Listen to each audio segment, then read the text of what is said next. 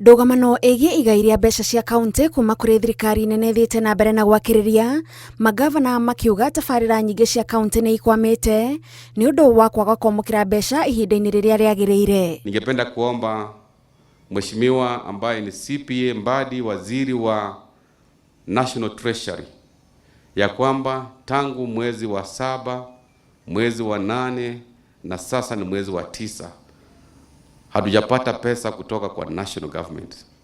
Contractors wetu wanaumia, hawajalipwa, suppliers wetu wanaumia, hawajalipwa. Hata tuko na majukumu mengi ambayo imeathirika because of lack of funds. Magavana marauga thirikari nene ndĩkoretwo ĩkĩonania wendi wa gũkũria thirikari cia matũra tondũ wona ciakinyũkia ikinya rĩmwe mbere cicokagio merĩ thutha. So I want to urge the National Treasury to expedite the release of 90 billion Kenya shillings ili serikali za ugatuzi ziweze kufanyia wananchi kazi.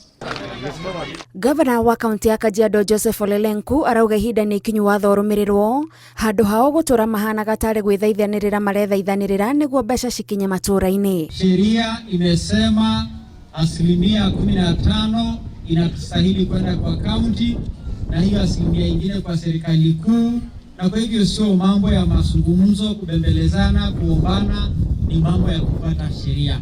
Pasipokuwa na kufuata sheria hatukai kama taifa. Kanjũ ya magavana nĩrega kwandĩkĩra kamĩtĩ ya senate ĩgiĩ kĩgĩna ĩkĩenda maingĩrĩre gũtuithania ndũgamano ĩno ĩrĩa ĩrekĩra motungata ma kaunti mageca.